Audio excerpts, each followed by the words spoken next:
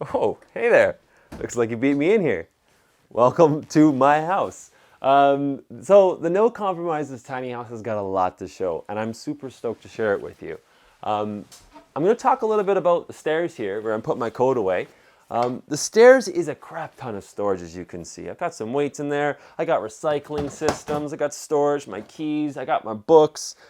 And this area is the area we can hang things. So put my coat away here, sure. But I also got, a dress suit, because you never know, you got to dress up. And I've got a toolkit in here too. And a vacuum cleaner. So lots of storage built into these stairs. We've also got a waterfall edge that I did with the cuts on it. So I used to be an art teacher, as I mentioned earlier. So I tried to fit that in artistically all over the place. Now, I could take you to the house different ways, but I think it's best maybe to just keep moving further in and show you the kitchen. So, is a no compromises tiny house, what does that mean for your kitchen? It means I didn't want a bar fridge. I got an apartment style fridge. For some people that's not enough, but for tiny houses, come on. This is like tons of fridge space. Super efficient and AC, by the way. Okay, so moving further into the kitchen, we've got some storage. I also grow my microgreens here. That's why you see some lights. During the wintertime, when it's hard to get some fresh veggies. We've got a spice rack on the side of the fridge. We've got a spot for dirty dishes. And I got a double basin sink. Now, I love this double basin sink. A lot of people go, oh, it's kind of excessive. You only probably needed one of those in a tiny house. But I wash my dishes by hand. It's probably the one area I compromise. But at the end of the day, I actually don't mind it. And it keeps me in touch with my water supply. So I know how much water I'm using. The cool thing about having a double basin sink like this is this drop down. And so it allows you to wash like larger objects in there and not have them kind of out of the sink. Got this thing for soap. Oh, you're gonna like this. So part of my system is being super efficient, which right now you would think, because I'm turning the tap on, means not using water at all. Absolutely not. What we got going on here on this sink is a solenoid valve kick plate. So when I need water, all I gotta do is touch that little plate down there that I installed, and I get to really watch my water use now. I'm not wasting it leaving the tap running. I'm not touching the tap and getting more germs everywhere. There's some really good reasons to install something like that. Plus it's just cool. All right, now let's show you more. So we've got dishes here. So that's dish storage, certainly. But it's also my dish drying station. You saw this luminous on the outside of the tiny house. That is installed here to cross-ventilate the whole house, and in the process, dry my dishes. Tons of more counter space. Now this is one of my water tanks.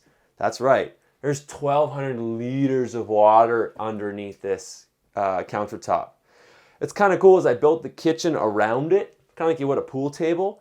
And that also meant that this counter was higher, which worked out perfect because I didn't understand my human ergonomics in the kitchen that much. But as soon as I got to a higher counter, it's not very common to see one this high, I noticed how much easier it was for me, a 6'4" guy, to cook here. I'm not sure if you noticed, by the way, 6'4" guy. Did you see this? You have to design your house around you as a person. So I'm the tall one, and this works perfectly for me, and I still have room upstairs in the loft to actually sit up in bed. So highly recommend you crunch the numbers and know what you need. This is how I filled that water tank, by the way. But as you'll notice, right above it, water, fire. So this is my cubic mini wood stove. A fan on it to help circulate when it's running. A little tiny cute kettle, because why not? I would love to teach you guys more about wood stoves. A lot of things to say about this one. Separate video. We're going to have this as my next primary prep area. Also really nice next to the stove. Open storage for a nice open feeling. And all of these slide open and soft close. So you can get all angry and just slam things around here. Nothing gets wrecked.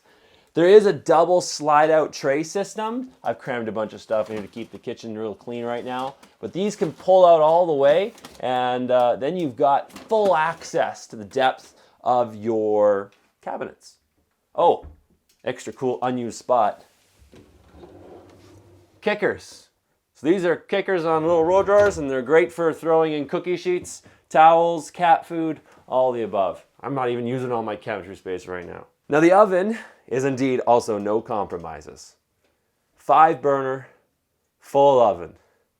I want that ability to grow into my house more and find other things I'm passionate about. And you know what? I do like food. I don't have that much time to invest in the art of it right now, but I'd like to get more into preserves and cooking and canning. And so I've left that space, as you can see, in this no compromises tiny house, so that I could have basically a normie kitchen. And so that is my no compromises kitchen. So much in there. Oh, and look, there's a little tiny island on this side too, which blends into my table. There's a lot I can say about this table, and I love it.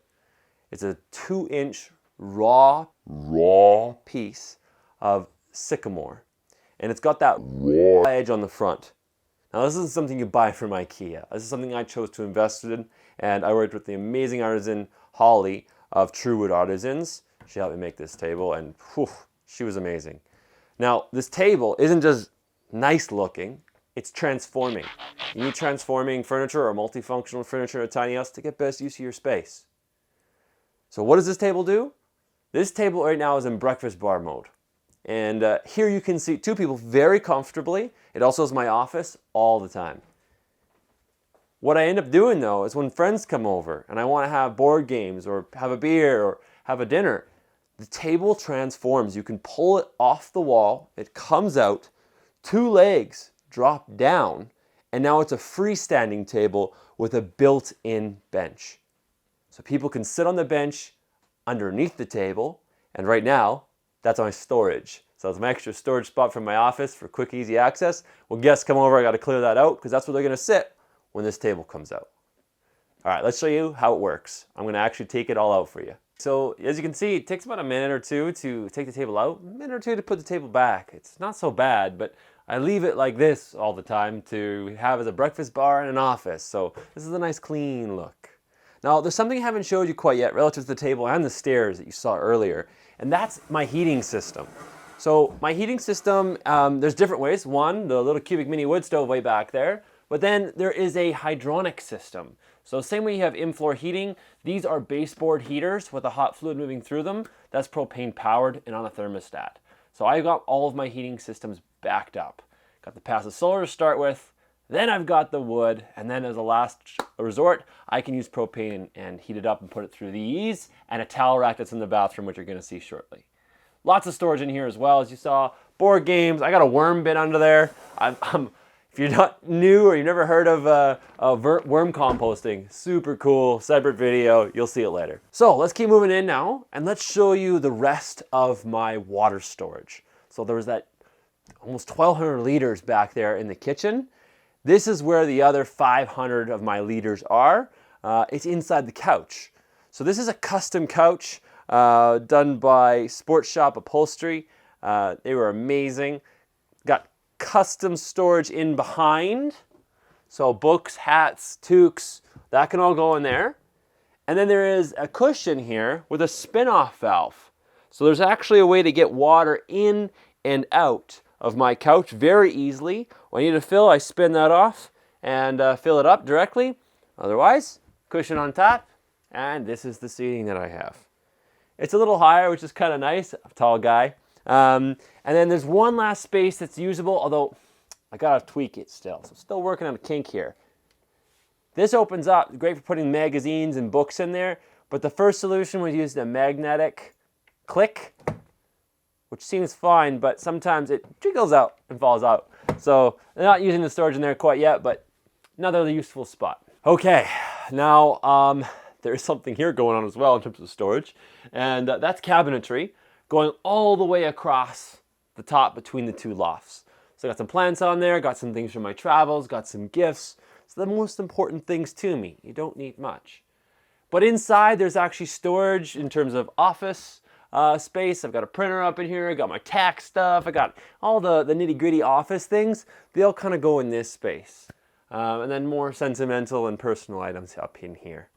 Okay, so that's my upper cabinets, and my cat can actually run back and forth across these, which is awesome.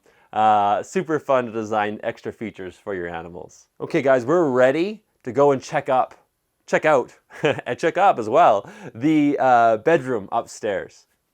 Come on over.